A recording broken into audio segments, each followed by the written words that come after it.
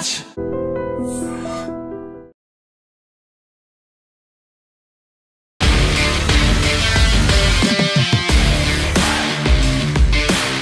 నమస్తే, welcome to iDream weekend update with Kavitha. మనతో పాటుగా ఉన్నారు foundation for democratic reforms founder doctor Jayaprakash Narayan గారు. సార్ నమస్తే. సార్ నమస్తే కవిత. సార్, బీసీలకి సంబంధించి 42% రిజర్వేషన్ని పెంచుతూ తెలంగాణ రాష్ట్ర గవర్నమెంట్ ఒక డెసిషన్ తీసుకుంది. దాన్ని ఈ లోకల్ బాడీస్కే అప్లై చేస్తాము అనేటువంటి ఒక మాట కోర్టుల దాకా వెళ్ళింది, సుప్రీంకోర్టు దాకా వెళ్ళింది, హైకోర్టు దాకా వాదోపవాదాలు ఇవన్నీ అవుతున్నాయి. ఏం మిస్ అవుతోంది, ఏం జరగాలంటారు సార్ ఇందులో? మనకేమిటంటే సుప్రీంకోర్టు చాలా స్పష్టమైన తీర్పుని గతంలో ఇచ్చింది. రాజ్యాంగంలో మౌలిక సూత్రం ఏమిటి? అందరినీ సమానంగా చూడాలి. విద్యలో కావచ్చు, ప్రభుత్వ ఉద్యోగాల్లో కావచ్చు, ఇతర రంగాల్లో కావచ్చు. Equality before law. కులం, మతం, భాష, ప్రాంతం, లింగ వివక్ష ఇవేమీ లేకుండా అందరినీ సమానంగా చూడటం అనేది ప్రాథమిక సూత్రం, మౌలిక సూత్రం. కానీ మన దేశంలో పరిస్థితులు చాలా అసాధారణమైనవి. కొన్ని శతాబ్దాల పర్యంతం కుల వివక్ష అన్నమాట వాస్తవం. ఆ కారణంగా వెనుకబడుతున్న అన్నమాట వాస్తవం. కాబట్టి రాజ్యాంగ నిర్మాతలు చాలా లోతుగా ఆలోచించి అందరికీ సమానత్వం ఉండాలి, కానీ అదే సమయంలో ఇంత అసమానత పుట్టుకతో వచ్చింది కాబట్టి కొంతకాలం పాటు కొన్ని ప్రత్యేక రాయితీలు కొన్ని వర్గాలకు కల్పించాలి. ఇప్పుడు దేశంలో మన పార్టీని బోళ్ళని తిడతాం. ఈ పార్టీ ఆ పార్టీ పక్కన పెట్టండి, రాజకీయాన్ని మనం తిట్టడం మన దేశంలో జన్మ హక్కు అనుకుంటాం మనం. కానీ ఈ పార్టీలు చాలా ఉదార హృదయంతో, ఏకాభిప్రాయంతో, ఈ పార్టీ ఆ పార్టీ తేడా లేకుండా కలిసి గత 70-80 ఏళ్లుగా ఈ ఏర్పాటు చేసినాయి. సుప్రీంకోర్టు సమన్వయం చేయాల్సి వచ్చింది. ఏ మేరకు అందరూ సమానమే, ఒకళ్ళు ఎక్కువ ఒకళ్ళు తక్కువ కాదు. ఏ మేరకు దేశంలో సమాజంలో ఉన్నటువంటి వివక్ష, కుల వ్యవస్థ కారణంగా అవకాశాలు అందాలని చెప్పంటే కొంత రాయితీలు ఇవ్వాలి. దానికి పరిమితులు ఏంటని చెప్పండి. 50% నిర్ధారణ చేశారు. ఈ 50% దేశం అంగీకరించింది. కానీ ఈ 50% ఈ సీలింగ్ అనేది రాజకీయ పదవులకి ప్రాతినిధ్యానికి వర్తిస్తుందా, లేక విద్యా ఉద్యోగ అవకాశాలు మాత్రమే విషయంలో కొంచెం నా దృష్టిలో కొంత సందిగ్ధత ఉండదు. సుప్రీంకోర్టు ఆ మాట స్పష్టంగా చెప్పిందో నాకు తెలియదు. ఎందుకంటే ఆనాడు సుప్రీంకోర్టు చూసిన కేసు ఉద్యోగ అవకాశాలు, విద్య, కాలేజీల్లో సీట్ల గురించి, ఉన్నత విద్యలో. ఆ సందిగ్ధత ఇప్పుడు చూద్దాం ఏమవుతుందో. దాని మీద హైకోర్టు కానీ సుప్రీంకోర్టు కానీ. సరే, కొన్ని సాంకేతిక అంశాలు ఉన్నాయి. ఇది గవర్నర్ సంతకం పెట్టారా లేదా? ఒక చట్టం జీవో ద్వారా మార్చలేరు, చట్టం ద్వారానే మార్చగలం. కాబట్టి రాజ్యాధినేత సంతకం లేకుండా చట్టం కారాదు. గతంలో తమిళనాడు కేసులో కూడా 3-4 చట్టాలు అట్లాగా గవర్నర్ సంతకం పెట్టమైన చట్టాలంటే సుప్రీంకోర్టు ప్రకటించి నేను బహిరంగ విమర్శించాను సుప్రీంకోర్టుని. మీరు ఈ కాలపరిమితి లోపల మీరు నిర్ణయం చేసి సంతకం పెట్టండి, లేదా రాష్ట్రపతికి నివేదించాలని చెప్పొచ్చు. కానీ మీరు సంతకం పెట్టకపోయినా చట్టం అయిపోయిందని చెప్పంటే అది తిరుగుబాటు అవుతుంది. నా దృష్టిలో అది రాజ్యాంగ ఉల్లంఘన. సుప్రీంకోర్టు ఆవేశంలో రాజ్యాంగ ఉల్లంఘనకు పాల్పడింది. మన దేశంలో కోర్టులు కూడా పరిధి దాటుతున్నాయి. మరి ఇక్కడ అది కూడా కాదు. ఇక్కడ ప్రభుత్వమే రాజ్యాంగ ధిక్కారం చేసేస్తుంది. గవర్నర్ సంతకం లేకుండా చట్టం రాదు. చట్టం లేకుండా జీవో ద్వారా మార్చడం అనేది సరైనదా కాదని హైకోర్టు చూద్దాం ఏమవుతుంది. సాంకేతిక విషయాలు దానిలోకి నేను ప్రతి వెళ్ళదలుచుకోలేదు ప్రశ్న. కానీ అసలు మౌలికమైన విషయంలో కడదాం.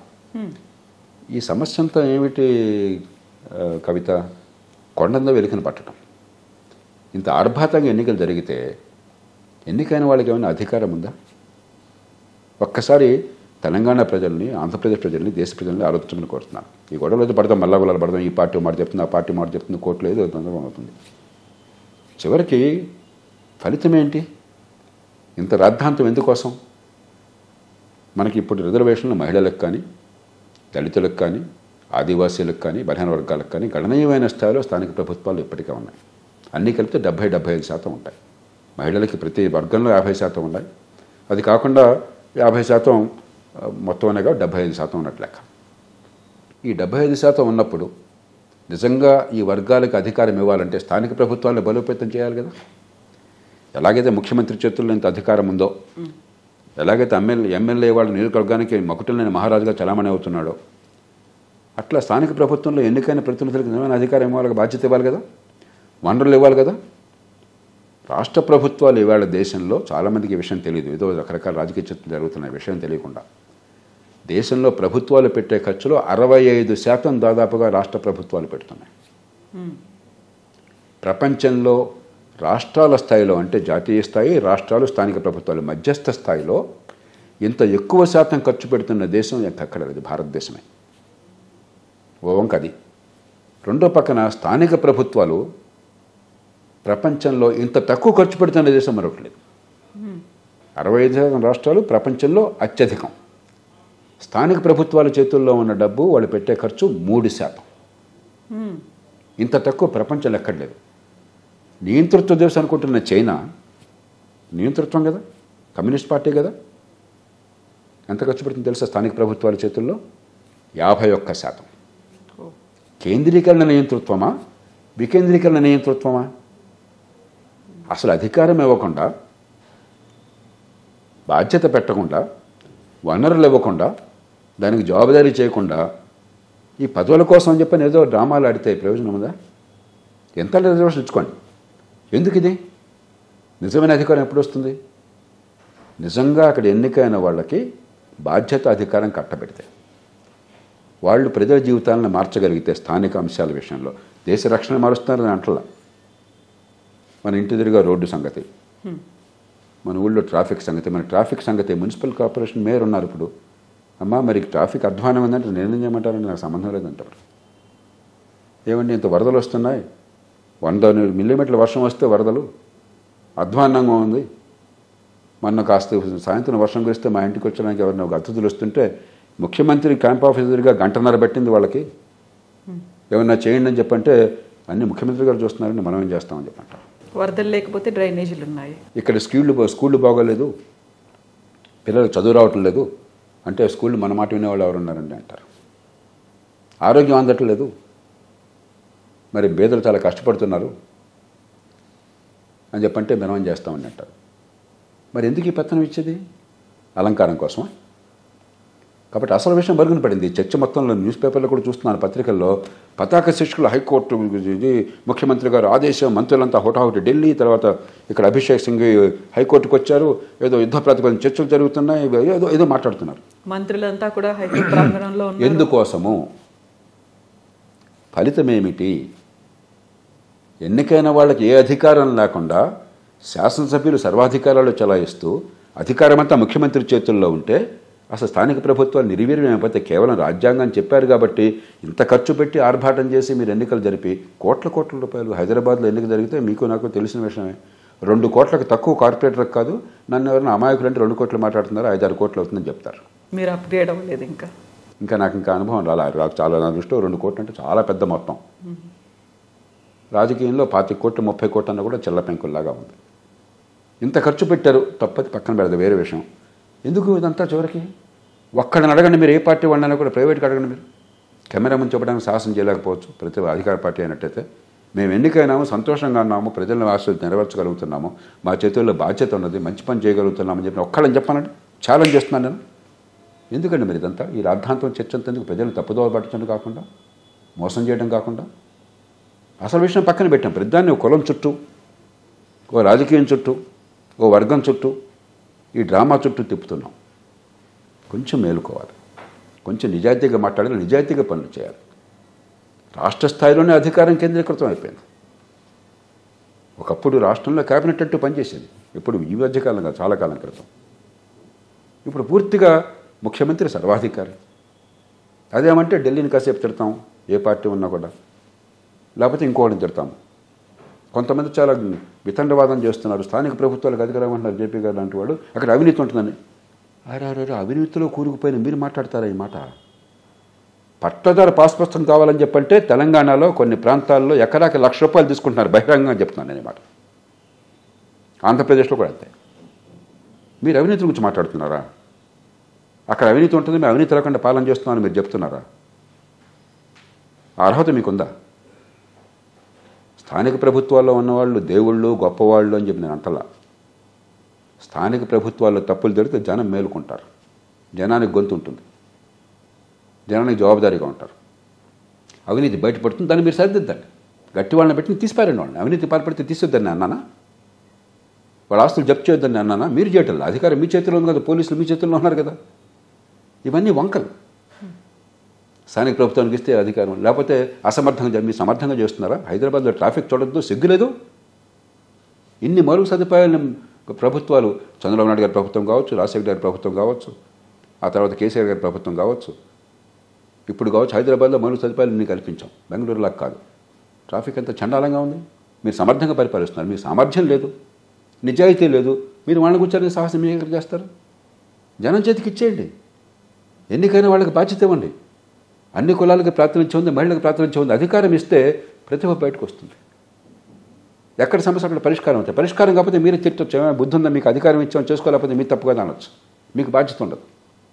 తప్పు చేస్తే వాళ్ళని దండించండి, పదవుల నుంచి పీకేయండి. ఆలోచన ఎక్కడ చేస్తున్నారా? పత్రికల్లో లేదు, పార్టీలో లేదు, చట్టసభలో లేదు. అంచేత నా దృష్టిలో ఈ చర్చ అంతా డ్రామా, ప్రజల జీవితాలతో సంబంధం లేని విషయం. కొంచెం కర్కశంగా మాట్లాడుతున్నాను, కానీ కొన్ని సందర్భాలను నిజాయితీగా మనం మాట్లాడుకోవాలి. ఎందుకోసం ఈ ఆర్భాటం అంతా నాకు ఒక్కసారి చెప్పండి. ఏ సర్పంచ్కి మీరు అధికారం ఇచ్చారు చెప్పండి, ఏ పార్టీ వారైనా సరే.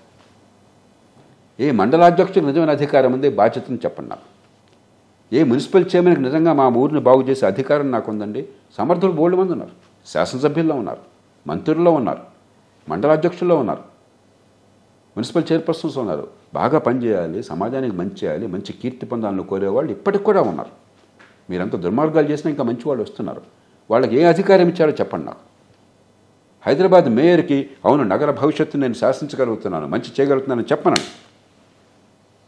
ఆ పరిస్థితి ఉంటే మనం మాట్లాడుకోవచ్చు. దాని అసలు విషయం పక్కన పెట్టేసి ఇదంతా ఎందుకు? ఇది వాస్తవం. పరిపాలన వికేంద్రీకరణ జరగాలని ముందు నుంచి చెప్తోంది, ఫైట్ చేస్తోంది లోక్సత్తా జయప్రకాష్ నారాయణ గారు.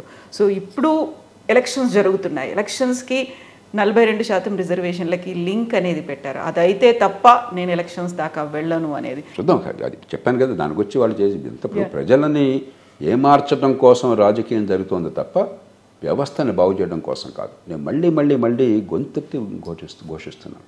స్థానిక ప్రభుత్వాల్లో అన్ని అద్భుతాలు జరుగుతున్న భ్రమ నాకు లేదు.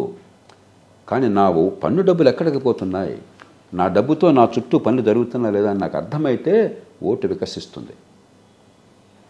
నేను కవిత గారు ఓటేశాను, ఆమె వల్ల అంతా బాగున్నది, మూర్ఖుడు ఓటేశాను, అంతా నష్టపోయాను, నాకు అర్థమైతే ప్రజాస్వామ్యం వికసిస్తుంది.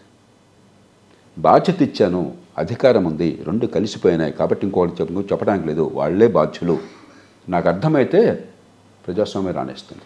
ఇవి అర్థం కాకపోతే పొలవమంటూ ఏదో ఓటేస్తాం సంబరంలాగా. ఈ దేశంలో పండుగలాగా ఓటు అద్భుతంగా వేస్తున్నాం. ఎందుకు వేస్తున్నామో మనకేమైనా తెలుసా? అత్యధికులకి నేను నిజాయితీగా మాట్లాడుతున్నాను. అందుకే ఓటుకు డబ్బులు తెలంగాణ ఆంధ్రప్రదేశ్లో మనం చూడలేదా? ఓటుకు 2,000 నుంచి 5,000 రూపాయలు ఒక్కొక్క పార్టీ. ఇది కాదని చెప్పనండి ఒక్కళ్ళని. ఎందుకు వచ్చింది?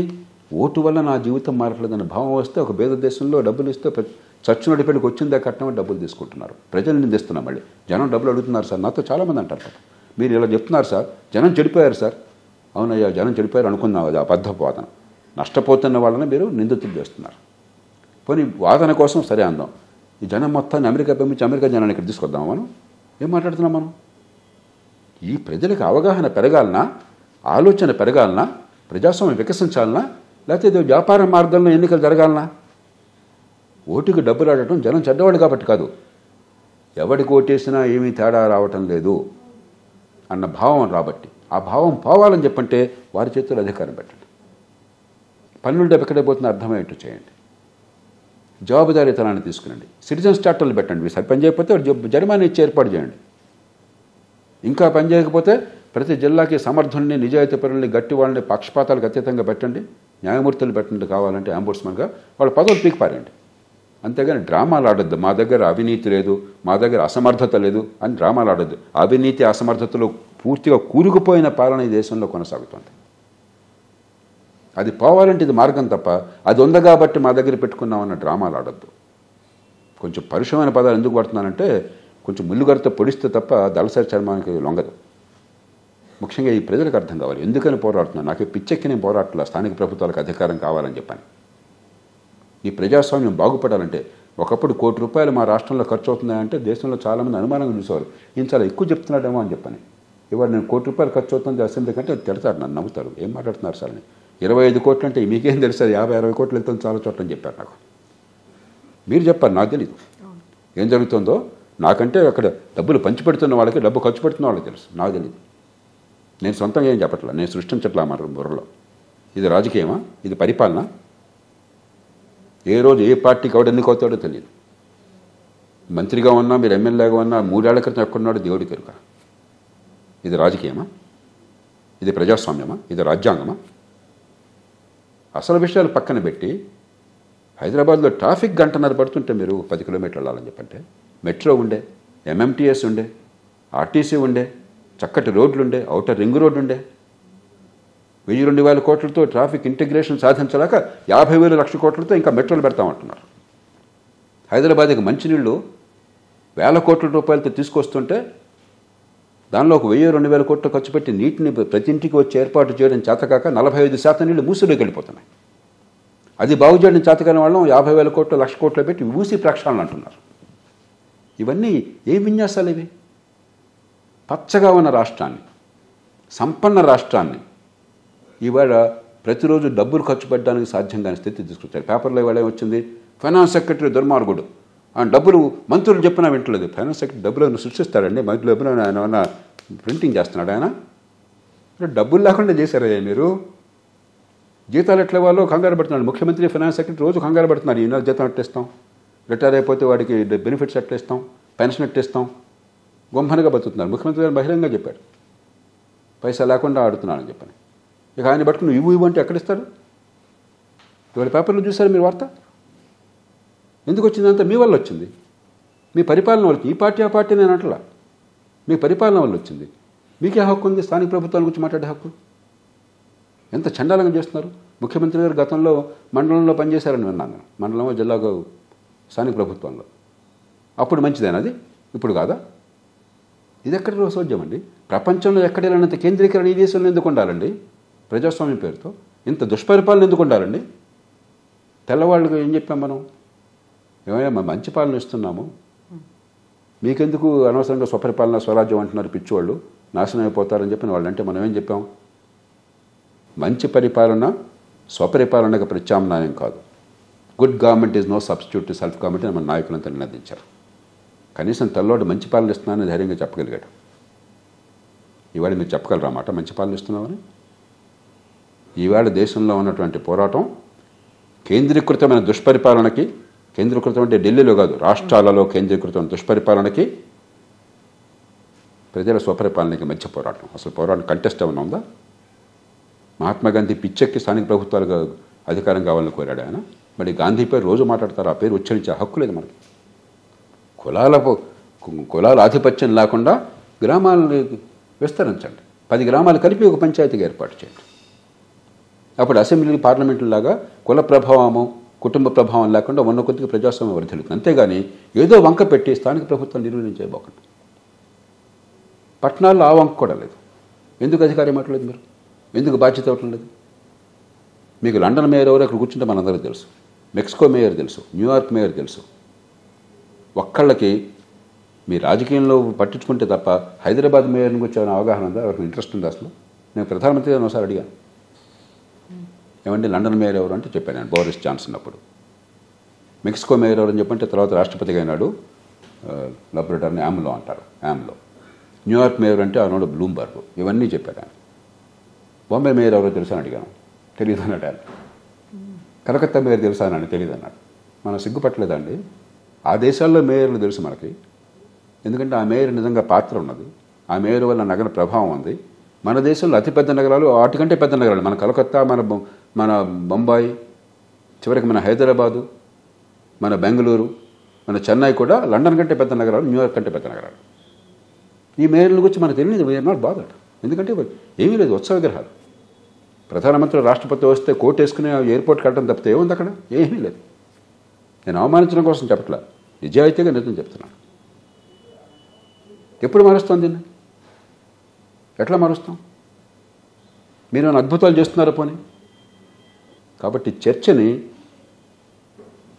ఈ నిరర్ధకమైన విషయాలు, కులం చుట్టూ, వాటి చుట్టూ చెప్పడం చాలా సరదాగా ఉంటుంది. మన దేశంలో పొద్దున్న సాయంత్రం దాకా ఎలా జనాన్ని మొక్కలు చేయటం, ఎలాగ తంపులు పెట్టడం, దాని నుంచి మన బతుకులు ఎట్లాగా, మన పన్నుల డబ్బులు ఎలా సద్వినియోగం కావాలి, మన పిల్లలకి మంచి విద్య ఎట్లా రావాలి, మనకు ఆరోగ్యం ఎట్లా అందాలి, ఈ లంచాలు ఎట్లా ఆపాలి, మనకు సేవలు సరిగ్గా ఎట్లా అందాలి, పట్టదారు పాస్ పుస్తకం 1,00,000 రూపాయలు ఇచ్చే అవసరం లేకుండా ఎలా అందించాలి, మన డబ్బులు పరిమితమైన మన డబ్బు, ఇది ముఖ్యమంత్రి గారి జేబులో నుంచి వచ్చిన డబ్బు కాదు, కష్టించి చెమటోడ్చి పన్నులు కట్టిన డబ్బు మన పిల్లలు రేపొద్దున అప్పులు తీసుకొస్తే వడ్డీతో సహా తిరిగి కట్టాల్సిన డబ్బు, ఆ డబ్బుని సద్వినియోగం చేయడం ఎట్లాగా, వృధా చేయకుండా, రాచరికంలా కాకుండా వాడి ఇష్టం వాళ్ళ పుర్రలో పుట్టిన బుద్ధిలా కాకుండా ఆ డబ్బుని సద్వినియోగం చేసి మంచి ఫలితాలు తీసుకోవడం ఎట్లాగా, దాని చుట్టూ చర్చ జరగాలి.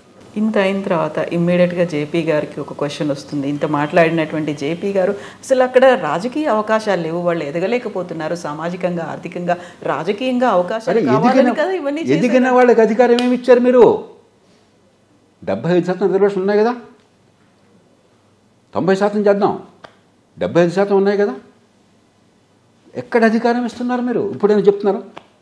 ఇప్పుడైనా ముఖ్యమంత్రి గారు మేము చైనా తీరున రాష్ట్ర ప్రభుత్వం పెట్టే ఖర్చులో 51% స్థానిక ప్రభుత్వాలకు ఇస్తాము, అక్కడ తప్పులు జరిగితే ఎవరినైనా శిక్షిస్తాము, దానికి యంత్రాంగాన్ని ఏర్పాటు చేశాము, ఈ బాధ్యతలు వాడి చేతుల్లో పెడుతున్నాము, ఈ యంత్రాంగాన్ని వాడి చేతుల్లో పెడుతున్నాము, ఈ అధికారం వాడి చేతికి ఇస్తున్నాము. చెప్పండి.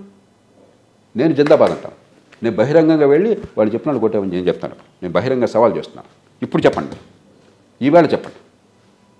పసలేని ప్రభుత్వాలు ఎందుకయ్యా? ఫలితం లేని ఎన్నికలు ఎందుకయ్యా? జీవోత్సవాలు లాంటి స్థానిక ప్రభుత్వాలు ఎందుకయ్యా? పేరు కోసం. కానీ ఒక్క మండల ప్రెసిడెంట్ అడగండి, మీరు ఒక్క సర్పంచ్ని అడగండి, ఒక్క మున్సిపల్ చైర్మన్ అడగండి. నేను సంతోషంగా ఉన్నాను, నేను మంచి పని చేయగలుగుతున్నాను, నా చేతుల్లో బాధ్యత అధికారం పెట్టారు, ఇన్ని వేల మంది, ఇన్ని లక్షల మంది ఓటు పొందాను, దానికి ఒక గౌరవం అన్నది, మీకు ఓట్లాగా నా ఓటు కూడా గౌరవం అన్నది అని చెప్పానండి. నేను వెంటనే నా మాటలన్నీ కూడా విత్డ్రా చేసుకుంటాను. నాకు తెలియదండి జరుగుతుంది అంటే, నాకు క్షేత్రం తెలియక నోటుకొచ్చుంటే మాట్లాడాను, క్షమించండి చెప్తాను. అది చెప్పను. I'm challenging you. కాబట్టి డ్రామాలు ఆడద్దు. ఆత్మవంచనది. మనకు జీవితం ఉంది ఒక్కటే, పదవుల్లో ఉండేది ఇది అంతా. మీరు ఎంత గొప్ప అనుకుంటే కొంతకాలం ఏమో ఉండేది. మహానాయకులు ఇందిరాగాంధీ లాంటి వాళ్ళని జనం ఓడించారు. ఎవరు శాశ్వతంగా ఉంటాం అనుకుంటాం, అహంకారంతో అలా అనుకుంటాం అంతే. ఉన్నా కూడా మనుషులు పోతారు. కొంతైనా కాస్త మంచి చేద్దాం, నిజమైన మంచి చేద్దాం, నిజాయితీ అయిన మంచి చేద్దాం. ఇప్పుడు కూడా వెంకటరావు గారు గురించి ఎందుకు మాట్లాడుకుంటున్నాం? ఇప్పటికి కూడా పివి నరసింహారావు గారు సంక్లిష్ట పరిస్థితుల్లో మంచి చేసేందుకు అనుకుంటున్నాం. ఇప్పటికైనా నేషనల్ హైవే వదిలితే ఎప్పుడు వాజ్పేయి గురించి ఎందుకు మాట్లాడుతున్నాం? మనకు ఆయన మన బంధువా? మన పిల్లలు ఇచ్చాము మనం. నిజమైన కీర్తిని దీర్ఘకాలంలో పొందే ప్రయత్నం చేయండి. తాత్కాలికమైన అధికారం, ఆ రోజు అహంకారం, ఆ రోజు పెత్తనం, ఆ రోజు నా కారు ముందు వెనకాల 10 కార్లు, ఈ సైరన్లు, ఈ పోలీసులు జనాన్ని వెరివాళ్ళుగా చేసేసి మనం అంతా కారు దుమ్ము చెప్పుకుంటూ వెళ్ళిపోవటాలు, ఇది గొప్ప అనుకోపోకండి. మీరంతా మనుషులు, రక్త మాంసాలు ఉన్న మామూలు మనుషులు. మీరు ఎవరు దేవుళ్ళు కాదు, దైవాంశ సంభూతులు కాదు, మనుషులు. కొంచెం అధికారం అనే పొంగు పక్కన పెట్టి అధికారాన్ని జనానికి పంచండి. అధికారం జనానిది, ఇది కాదు. మీరు ఎవరో స్వయం ప్రతిభతో రాలా. ప్రజలు ఓటిస్తే మీరు వచ్చారు, ఆ ఓటు తీస్తే మీరు మామూలే. మీరు ఎవ్వరూ గొప్పవాడు కాదు పుట్టుకతో. ప్రజలు ఆలోచిస్తున్నారా సరే? ఖచ్చితంగా ఆలోచిస్తున్నారు. కానీ ప్రజలకు మార్గాలు ఇచ్చారా మీరు? ఎవరి క్యాండిడేట్ మీరు నిర్ణయిస్తున్నారు, అధికారం ఇవ్వకుండా మీరు ఆపుతున్నారు, లంచం ఇవ్వకుండా పని జరగకుండా మీరు ఏర్పాటు చేశారు. ప్రజలు తిడితే ఎట్లా? మీరు ఈ ప్రజలు ఏమైనా ఈ దేశంలో ప్రజాస్వామ్యం కావాలని కోరారా? మీరు ప్రజాస్వామ్యం కావాలని మీరు ఇచ్చారు, మనం ఇచ్చాం. నేను బాధ్యుని దానిలో. మనందరం ఈ దేశంలో ఎలీట్ వర్గాలు, వివిధ రంగాల్లో నాయకత్వాన్ని ఇచ్చిన వర్గాలు ఇచ్చారు. మహాత్మా గాంధీ నుంచి అంబేద్కర్ నుంచి మనందరం కలిపి, మన పూర్వీకులు కలిపి ఈ దేశంలో ఉండాలని కోరుకున్నాక దానికి తగ్గట్టు ఏర్పాట్లు చేయడం మన బాధ్యత కదా. అది చేయకుండా ప్రజలు తిరిగితే అట్లాగా? ఇందాక చెప్పాను కదా, ప్రజల్లో పొరపాటు ఉంది అనుకుందాం, మాట వరుసకి తప్పది. నష్టపోతున్న వాడిని ఒక ఆడపిల్ల మీద అత్యాచారం చేసి ఆడపిల్ల మీద మున్నెరని మోపితే ఎంత దుర్మార్గం అది. నష్టపోతుంది ఎవరు? ఈ దేశంలో సామాన్య ప్రజలు. నష్టపోతున్న వాళ్ళు నీ వల్ల అవుతుందో ఇలా అని చెప్పంటే ఎంతకంటే ఈ చోద్యం అంతా 1000 కోట్ల సంపాదన మీరు చేసి, అధికార వినియోగం మీరు చేసి, కార్లలో దుమ్ము రేపుకుంటూ మీరు ఈ జనాన్ని అవమానిస్తూ మీరు వెళుతూ ఉండి, అసమర్థత మీరు చూపెట్టి హైదరాబాద్ ట్రాఫిక్ అంతా మీరు నరకం చేసి ప్రజలు తిడతారా? ప్రజలు ఎలా బాధ్యత అవుతారు? ఒకవేళ మాట వరుసగా ప్రజలు బాధ్యతలు అనుకున్నా కూడా పరిష్కారం ఏం చెప్తున్నారు? ఈ ప్రజలందరినీ పంపించేద్దాం, శ్మశానాన్ని ఎదుర్కొంటారా మీరు? చైనా నుంచి జనాన్ని తీసుకొస్తారా? జపాన్ నుంచి తీసుకొస్తారా? అమెరికా నుంచి తెస్తారా? పాకిస్తాన్ నుంచి తెస్తారా? చెప్పండి నాకు వస్తారు మహాప్రభు. కాబట్టి ప్రజలు తప్పు, ఇది ఎట్లానే ఉంటుందని చెప్పంటే ఎంతకంటే నిర్వేదం, ఎంతకంటే మూర్ఖత్వం ఇంకోట్లేదు. చాలా పరుషమైన మాటలు మాట్లాడుతున్నాను. ఎందుకంటే కొన్నిసార్లు ఈ మాట వింటుంటాను, తెలుసు తెలియక ఈ మాట కొందరు తెలివి అనుకుని చెప్తున్నారు. ప్రజలు విలువలు పోయినాయండి, ప్రజలకు తెలియదండి. మరి చవటం నువ్వెందుకున్నావు అక్కడ? మరి ఎందుకని? సమర్థులు నిజాయితీ పనుల చోట బ్రహ్మాండంగా పనులు జరుగుతున్నాయి కొన్ని చోట్ల, కొన్ని రాష్ట్రాల్లో కావచ్చు, కొన్ని దేశాల్లో కావచ్చు, కొందరు అధికారుల చోట కొన్ని సందర్భాలు కావచ్చు. ఉదాహరణ నేను కోకొల్లగా చెప్పగలను. అక్కడేం జరిగిందట? ఆ ప్రజలు మారిపోయారా? కొత్త ప్రజలు వచ్చారా? పాలకుడి సామర్థ్యము, చిత్తశుద్ధి, దీర్ఘకాలిక దృక్పథము, నిజాయితీ, సంకల్పము. అది నాయకత్వం అంటే. కానీ డబ్బులు ఇచ్చి కోట్లు ఖర్చు పెట్టి ఎవరు ఆశీస్సులు పొంది పదవుల్లోకి వస్తే అది నాయకత్వం కాగలదు. నిజమైన నాయకత్వం సమాజాన్ని ప్రేరేపించేది, స్ఫూర్తినిచ్చేది, మంచి మార్గాన్ని నడిపేది. అది మన చేతుల్లో లేక ప్రజల్ని మనం మోపుతున్నాం. Thank you so much, sir. Thank you, sir. And for more videos, Please subscribe to iDream. Please subscribe to iDream. Please subscribe iDream. And please subscribe to iDream. For more videos, subscribe to iDream. please like, share and subscribe to the channel. Congratulations, iDream. Subscribe to iDream. Subscribe to iDream. So subscribe to iDream Media. iDream ki iDream team andarki huge congratulations. Please subscribe iDream Media. Please subscribe to iDream. Subscribe iDream. Please subscribe to iDream. iDream అంటే నా కళల channel subscribe చేసుకున్న నోరు తిరుగుతలేదు, మీరైతే గంట గుర్తు కొట్టండి. For more such videos, please subscribe to iDream. Subscribe to iDream. Please subscribe to iDream. Please subscribe iDream Media. Please do subscribe to iDream. Please subscribe to iDream Media. For best entertainment and information, please subscribe iDream. And don't forget to subscribe to iDream.